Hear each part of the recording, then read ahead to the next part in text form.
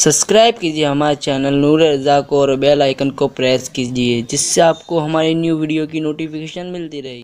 और कल की शब के बाद जो शब आने वाली है वो बारात की शब है, अल्लाह अकबर, निजात की शब है, इंसान के लिए मगफिरत की शब है, अल्लाह अकबर। बड़ी खूबसूरत तरीन रात है, फैसलों की रात, रिस्क के तकसीम के फैसलों की रात, बच्चों के विलादत के फैसलों की रात, मौत व हयात के फैसलों की रात, दुआ की कबूलियत की रात। अल्लाह के रसूल सल्लल्लाहु अलैहि वसल्लम इरशाद फरमाते हैं, हज़रत जिब्रील ने मुझसे कहा कि या रसूल अल्लाह सल्लल्लाहु अलैहि वसल्लम, जब शाबान की 15वीं शब आती है तो 300 रहमत के दरवाजे खोल दिए जाते हैं। अल्लाह अकबर, आसमानों के दरवाजे खुलते हैं, रहमत के दरवाजे खुलते हैं। और बड़ी मशहूर रिवायत है, अल्लाह अकबर, के बनु कल्ब की बकरियों के बालों के तादाद के बराबर अल्लाह लोगों की मगफिरत फरमाता है। कितने बंदे बख्शे जाते हैं, अल्लाह अकबर।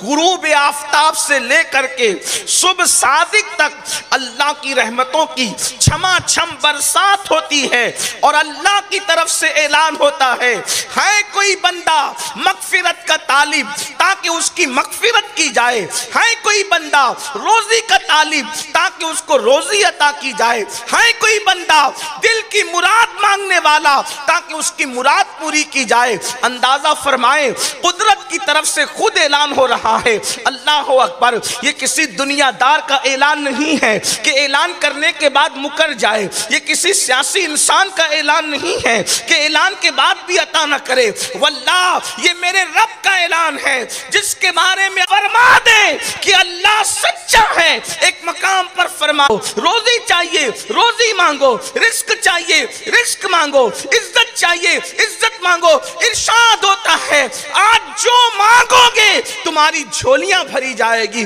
अल्लाह अकबर, कितनी खूबसूरत रात आने वाली है, बख्शिश की रात, अता की रात। मेरे आका अलैहिस्सलात व तस्लीम के प्यारे दीवानों, इस माहौल के अंदर हमें तो ज्यादा गिड़गिड़ाने की जरूरत है, ज्यादा तलब करने की जरूरत है।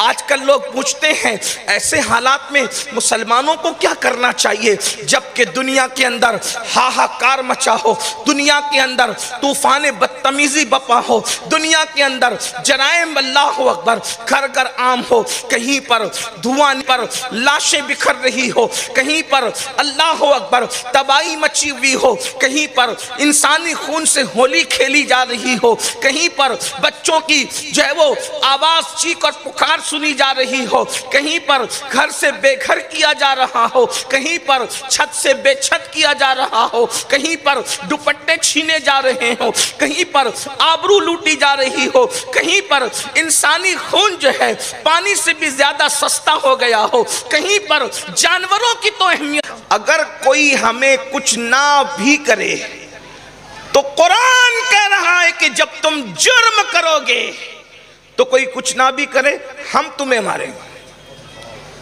हम तुम्हें मारेंगे। मुझे बताओ, कौमे लूत को मारने के लिए कौन सा बादशाह था, कौन सी सियासी जमात थी? और जान पे जुल्म उसको कहते हैं कि इंसान गुनाह करे, इसलिए कि इंसान जो भी जुल्म करेगा उससे दुनिया की मुसीबत आएगी, लेकिन जब इंसान गुनाह करेगा तो उससे जहन्नम का दर्दनाक अजाब होगा। और जहन्नम का दर्दनाक अजाब क्या है, तो याद रखना, इसके उसके सर पर अपनी जराइम का बोझ डालकर हम सुबुकदोश नहीं हो सकते, हमें क्लीन चिट नहीं मिल सकती। अंदाजा करें, कुरान कहानी किस्से की किताब तो नहीं, लेकिन कुरान ने जो कसस बयान किया है इसलिए बयान किया ताकि इबरत हो, हमें इबरत हो, हमें पता चले। अंदाजा करें, कौम लूत ने जब जुल्म किया तो अल्लाह पाक ने आसमान से डायरेक्ट पत्थर बरसाए, और पत्थर बरसे की शान से अल्लाह अकबर, तवज्जो तो करें, गौर तो करें कि शान से पत्थर बरसे। पत्थर सर पे गिरते थे, छोटे छोटे पत्थर थे, बहुत बड़े पत्थर नहीं थे, छोटे पत्थर सर पे गिरते थे और वो इंसान के वजूद को चीरते हुए नीचे से बाहर हो जाते थे। अंदाजा फरमाएं, अंदाजा करें, क्या आज मेरी कौम में कौम लूत का गुनाह मौजूद नहीं है? अल्लाह अकबर, कुछ लोगों को ہواؤں سے میرے اللہ نے برباد کر دیا، آندھی سے میرے اللہ نے برباد کر دیا، کچھ لوگوں کو طوفان نوح سے میرے اللہ نے برباد کر دیا، کچھ لوگوں کو پانی میں ڈبا کر میرے اللہ نے برباد کر دیا۔ پتا چلا جہاں گناہ ہوگا وہاں فنا ہوگا، وہاں آبادیاں ویرانے میں تبدیل ہوگی۔ پھر اس کا علاج کیا ہے، اس کا حل کیا ہے؟ میں سمجھتا ہوں انسان جتنے گناہ کر رہا ہے شاید ہم لوگوں سے زیادہ آپ کو پتا ہے ہم کیا گناہ گنوا سکتے ہیں۔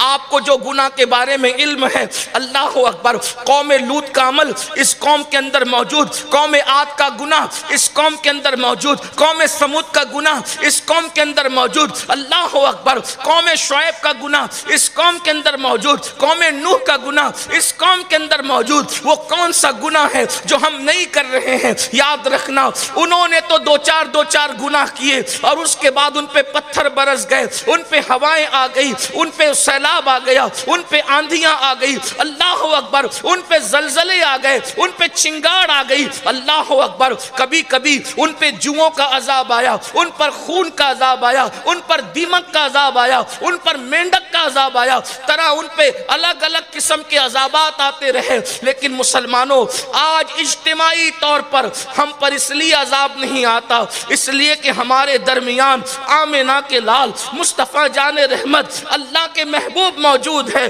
اور میرے امام نے اس کو بڑے خوبصورت انداز میں 2 مصروں میں بیان فرمایا۔ ارشاد فرماتے ہیں انت فیہم نے عدو کو بھی لیا دامن میں، انت فیہم نے عدو کو بھی لیا دامن میں، عیش جاوید مبارک تجھے شیدائی دوست۔ ارے ان کی موجودگی تو دشمنوں کو بھی عذاب سے بچائے ہوئے ہیں۔ اگر تو رسول اللہ کا وفادار ہو جائے، جب دشمنوں کو ان کی موجودگی بچا سکتی ہے تو حضور کا وفادار ہوگا، اس دنیا میں بھی عذاب سے بچے گا، آخرت میں بھی عذاب سے بچے گا، اس شان سے کہ ڈھونڈا ہی کرے صدر قیامت کے سپاہی وہ کس کو ملے جو تیرے دامن میں چھپا ہو۔ لیکن انسان آئے تو دامن میں، آج انسان حضور کے دامن میں آنے کی بجائے گناہوں کے دامن میں آ رہا ہے، جرائم کے دامن میں آ رہا ہے۔